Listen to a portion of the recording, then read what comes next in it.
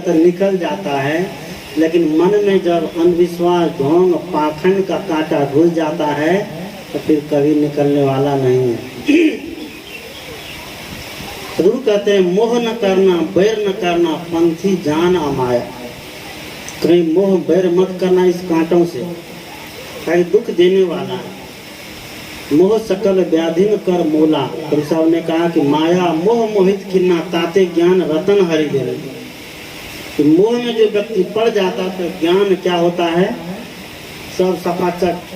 बड़े बड़े ज्ञानी देखिए, बड़े बड़े जो ज्ञानी कहते हैं, बड़े बड़े पढ़वा कहता है, वो सब भी जब तक शराब नहीं पिएगा, गुटखा नहीं खाएगा, तंबाकू नहीं रगड़ेगा, तो तब तक उनको जिंदगी नहीं कटती है। क्यों? पढ़ा तो है, ज्ञान तो बहुत है, लेकिन ज्ञान का आचरण जीवन में नहीं है। बहुत ज्ञानी हो जाना बड़ी बात नहीं है, बड़ी बात है कि थोड़े ही ज्ञानी होना और उस ज्ञान को अपने जीवन में अमल पर ला लेना, ये इसी को ज्ञानी कहते हैं। कबीर साहब उसी को दूसरी भाषा में कहते हैं कि पोथी पढ़ी पढ़ी, बोलिए आप लोग भी, पोथी पढ़ी पढ़ी जग में, यही है, दूसरा चीज है तो यही है। पोथी पढ़ी पढ़ी जग मोआ और पंडित भयानक। स्वरूप कबीर ब्राह्मण पंडित का विरोध नहीं करते हैं।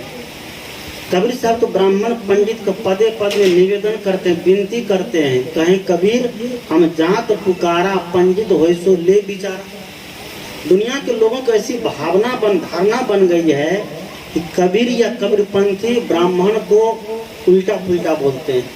नहीं, स्वरूप कबीर ने पूरे बीजक के अंदर अपने पद में जहाँ जहाँ देखिए हर जगह पंडित का सम्मान किया। पंडित मतलब ज्ञानी, विवेकी, सत्य असत्य को समझने वाला। भागवत की भाषा में कहें तो सत्य असत्य विवेकनी बुद्धि पंडा, यश बुद्धि पंडा सह पंडित। जो सत्य और असत्य को समझता है उसको पंडा कहा जाता है, और जिसकी बुद्धि पंडा हो गई उसको क्या कहते हैं, पंडित कहते हैं। ये धर्म शास्त्रों का पंडित नहीं, गीता श्लोक खूब बांचते हैं, रामायण खूब बांचते हैं, लेकिन झूठ बोलते हैं, तंबाकू खाते हैं, गांजा पीते हैं, इसको पंडित कहा जाएगा? वो गांजा का पंडित हो जाएगा, दारू शराब का पंडित हो जाएगा, लेकिन जीवन का पंडित नहीं हो पाएगा। संत कहते हैं कि जीवन का पंडित बनो। आप किसी पोथी का पंडित बन पाओ नहीं बन पाओ, ये बहुत मायने नहीं रखेगा, क्योंकि पोथी आपको काम नहीं देगा, मरते समय जीवन काम देगा कि नहीं?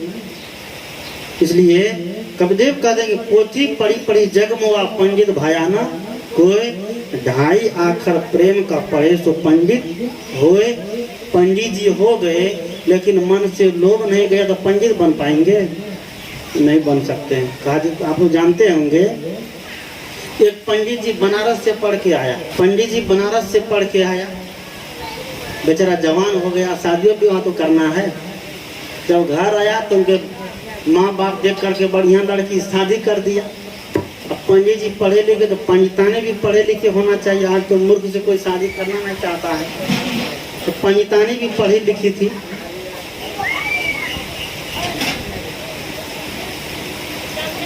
पंडितानी जब आई तो पंडित जी से पूछे कि तुम कितने पढ़े लिखे हो? पंडित जी ने कहा कि हम तो बहुत पढ़े लिखे, सब कुछ को पढ़ लिए हैं। कहा सब कुछ को पढ़ लिए? कहा हाँ। का ये बात बताओ कि पाप का बाप कौन है? पंडितानी ने प्रश्न पूछ दिया कि पाप का बाप कौन है? पंडित जी कहता है कि ये तो हम कहीं पढ़वे नहीं किए हैं, इसको हम कैसे बता देंगे? ताकि तब तुम कुछ भी पढ़े लिखे अगर झूठे से पंडित जी अपने मान लो, बात फालतू पंडित। पाप का बाप कौन है बताओ? क्या नहीं जानते? जाओ पढ़ के और आओ। पंडित जी फिर बनारस चला। बनारस जब पंडित जी गया इस बार फिर पढ़ने लग गया, खोजने लग गया कि पाप का बाप कौन है। घूमते घूमते घूमते पंडित जी खूब परेशान होकर घूम रहा है। तो जहाँ रह के पंडित जी पढ़ता था वहीं पर एक बेस्या का घर था। बेस्या ने पंडित जी को देख लिया। पंडित जी क्या बात है, बहुत दिन के बाद दिखाई दे रहे हैं। उसने कहा कि हाँ आज कुछ काम पड़ गया। क्या काम पड़ गया? कि पाप का बाप कौन है? हम इतना दिन तक यहाँ पढ़े और कोई मास्टर आज तक नहीं पढ़ाया। कहा इसी के लिए आप घूम रहे हैं? कहा हाँ इसी के लिए घूम रहे हैं। तो बेसियान का आइए मेरे पास, मैं बता दूंगी। क्या कही? बेसियान का आइए मेरे पास, मैं बता दूंगी। पंडित जी सोचता है धोती कुर्ता पहने, तिलक चंदन लगाकर, तो अब देख वो करता है, कोई देख तो नहीं रहा है कि बेसिया के यहाँ जा रहा है। अगल बगल देखते करता है, देखा कि पंडित जी कोई नहीं देख रहा, फट से पंडित जी बेसिया के यहाँ चला गया।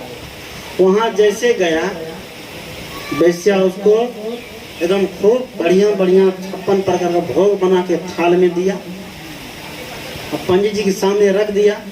पंडित जी सोचता है खाएं कि नहीं खाएं, बेसिया की जात है, इसके यहाँ खा लेंगे हमारा धर्म भ्रष्ट हो जाएगा, हमारा ये पंडिताऊ खत्म हो जाएगा। देख बेसिया समझ गई कि ये क्यों नहीं खा रहा है। तो बगल में क्या क्या एक थाल में 100 असरफी रख दिया।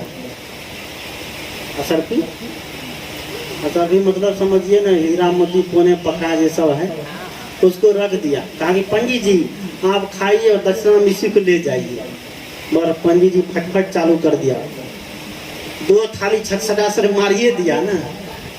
जब 2 थाली सटासट मार दिया, कहा कि इसको भी बांध लीजिए, मटरी में बांध दिया। काफी देर तक बैठे रहा। काफी देर के बाद कहता है हमको बता दो तो पाप का बाप कौन है। और बेसिया कहती और पंडित जी अब यो बताना जरूरी है। क्या? पाप का बाप लोभ है। लोभ का कैसे? तो पंडित जी आप मेरे यहाँ नहीं खा रहे थे, हम बेसिया है ना, 56 प्रकार का भोग इतना शुद्ध पवित्र करके दिए, लेकिन आप खा नहीं रहे थे। लेकिन खाए क्यों? कि नहीं खाएंगे तो 100 असरफी छूट जाएगी। उसी असरफी के लोभ में आप मेरे यहाँ पाप किए। इसलिए पाप का बाप कौन है? लोभ है। पंडित जी को बड़ा धक्का लगा, तब भागा भागा वहां से गया। पंडित जी का बाप रे, बड़ा अनर्थ हो गया। क्या है? लोभ सारे पाप कराता है। आज पेट के लिए आदमी कौन कौन सा कर्म नहीं करता है? करता है कि नहीं? इसलिए सत्संग कहते हैं कि दुनिया में 4 गड्ढे हैं जो कभी भरने वाला नहीं है। आप लोग विचार करिएगा कितना गड्ढा है?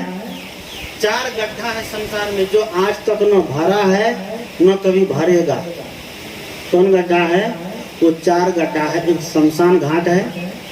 शमशान घाट आज तक भरा नहीं भरा। कि मुसलमान के शमशान घाट भर जाता है, ये चारों तरफ से बंजी दे देता, लगता है उछल के भागता है मुर्दा उसमें से। जब मर गया कहता है मरने के बाद जन्मों ने तो उछल के भागता है, बंजरी से घेर के रखते हो जी। शमशान है। दूसरा गड्ढा क्या है? ये समुद्र है। और तीसरा गड्ढा आदमी का ये पेट है। चौथा गड्ढा आदमी का ये मन है। तो चारों गड्ढे कभी भरने वाला नहीं है। शमशान में कितना मुर्दा जला है आज तक भरा। हम जिस जगह में बैठे हुए हैं पता नहीं आज से हजारों 2000 साल यहाँ कितने मुर्दे जलाए गए होंगे, कितने मुर्दे दफनाए गए होंगे। कोई ठिकाना है? कोई ठिकाना नहीं। लेकिन तब पर भी शमशान घाट भरने का नाम नहीं लिया। और दूसरा गड्ढा कौन है? समुद्र। सारी नदियों का पानी बह करके समुद्र में चला गया, लेकिन समुद्र अभी भी सूखा सूखा भरा नहीं। इतनी बारिश होती है सावन भादो महीने में, गांव के गांव तबाह हो जाता है। समुद्र अभी भी भरा नहीं है और कभी भरने वाला भी नहीं है। तभी देखते जहाँ तहाँ सूखा हो जाता है।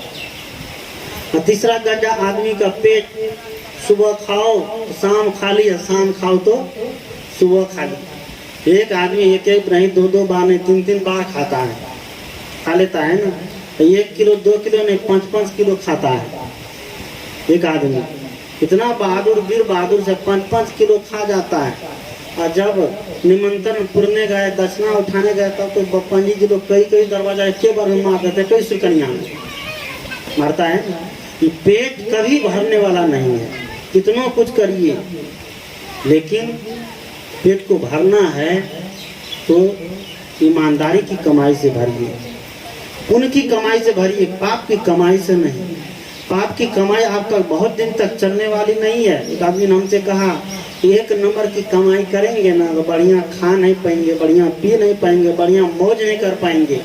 मैंने कहा बाबू कुछ दिन तुम मौज कर लो, अब बाद में पता चलेगा तुमको कि मौज सब मौज हो गई। एक नंबर की कमाई से मौज तो नहीं करेंगे, लेकिन जीवन में शांति रहेगी, जीवन में परमानंद रहेगा, कभी मन में टेंशन नहीं होगा। और 2-3 नंबर की कमाई होगी तो टेंशन ही टेंशन, पीड़ा ही पीड़ा। शरीर पर तो बढ़िया बढ़िया वस्त्र रहेगा, मकान सुंदर रहेगा, गाड़ी चमकती हुई रहेगी, लेकिन जीवन में शांति नहीं रहेगी, जीवन में चैन नहीं रहेगा। तो जीवन में चैन नहीं है तो कुछ है, हा? सब कुछ है, जीवन में चैन नहीं है तो कुछ नहीं है। कहते हैं ना कि एक आदमी एक साइकिल लेके जा रहा था, बाईसाइकिल साइकिल लेके जा रहा था, तो साइकिल को पकड़ करके गड़काते हुए जा रहा था। बात समझे थे यहाँ सब कि नहीं समझे थे? नहीं समझे तो बतेगा अहाँ सब, तब जना समझे वो नहीं समझेगा। तो आदमी साइकिल लेके जा रहा था, साइकिल को पकड़ लिया, हैंडल पकड़ के जा रहा था। एक आदमी पूछा जब साइकिल लेके जा रहे तो साइकिल को बैठ लो तब जाओ, ताकि नहीं बैठेंगे हमारा मन।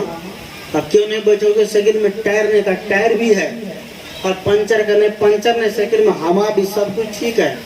तब कहा कि पैडल नहीं है क्या? पैडल भी है। तब क्या ब्रेक नहीं का? ब्रेक भी है। सीट नहीं है क्या? सीट भी बढ़िया है। तो तब हर चीज साइकिल में है, फिर चढ़ते क्यों नहीं हो? तो आदमी कहता है साइकिल में चेन नहीं, चेन नहीं रहेगी साइकिल चलेगी? चेन जो लोहा का होता है, अगर चेन नहीं हो तो साइकिल चलने वाली नहीं है। साइकिल में चैन नहीं तो साइकिल नहीं चलेगी, और जीवन में चैन नहीं तो जीवन में सुख नहीं मिलेगा।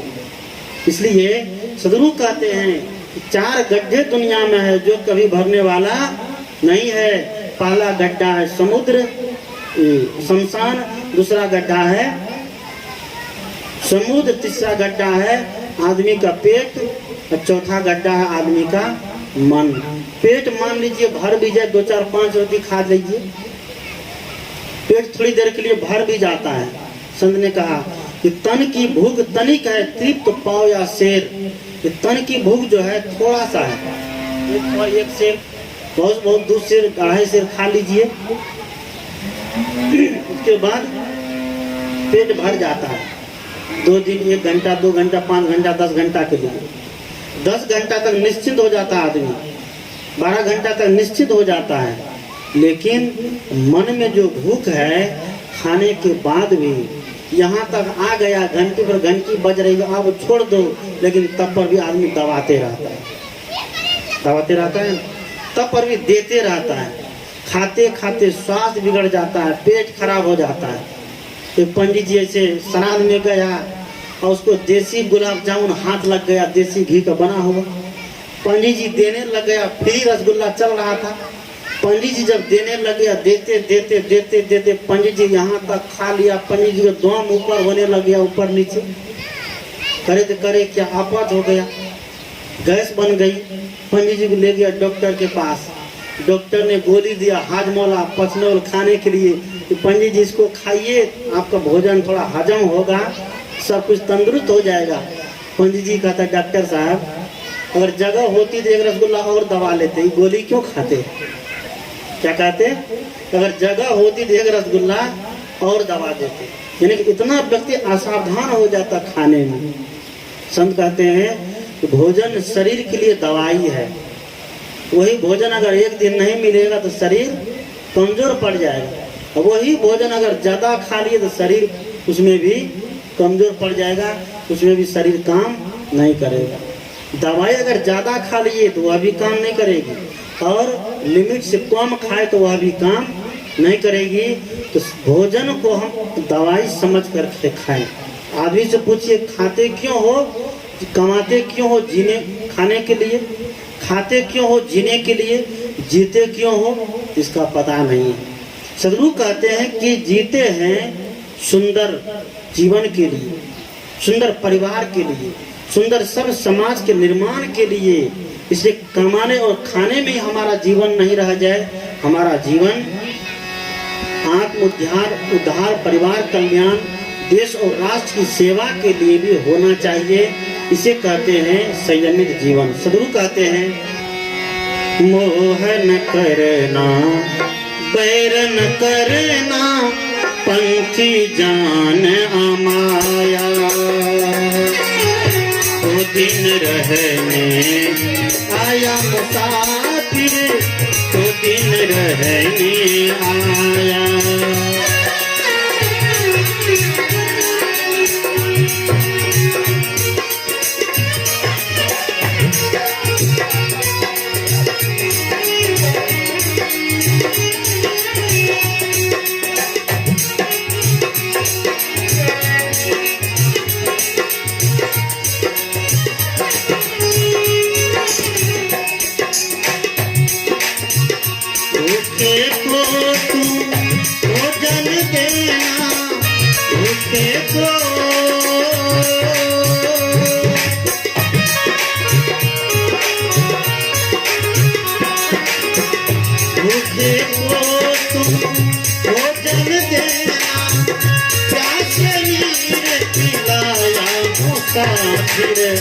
प्यास नीर पिलाया मुसाफिर,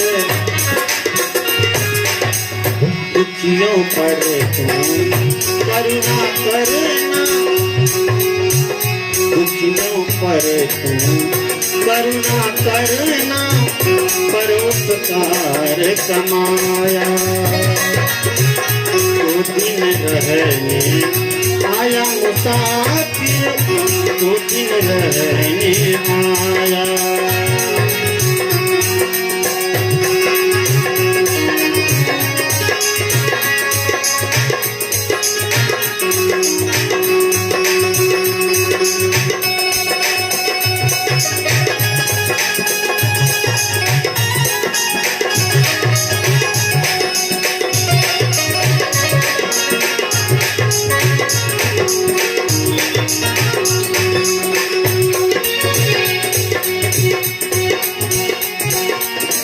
यह नरदेह है मोक्ष की भूमि, यह नरदेह,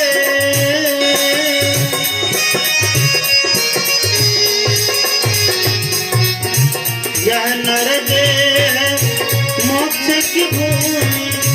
बड़े भाग तू पाया मुसाफिर, बड़े भाग तू पाया मुसाफिर।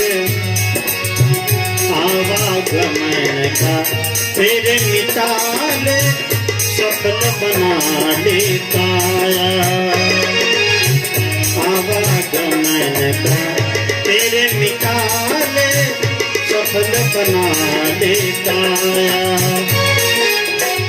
वो दिन रहने आया मुसाफिर, वो दिन रहने आया।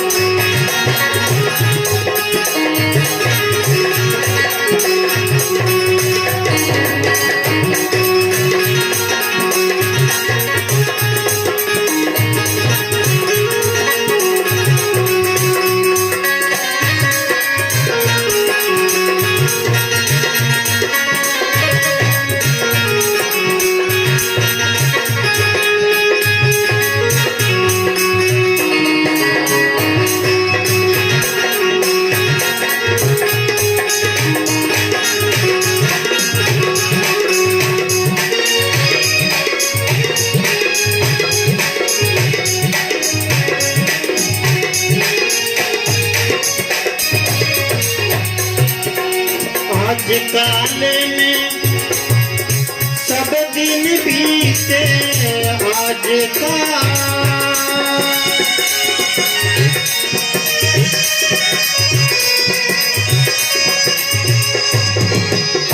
आज काल में सब दिन बीते, आए काल बिरगाया मुसाफिर, आए काल निराया मुसाफिर।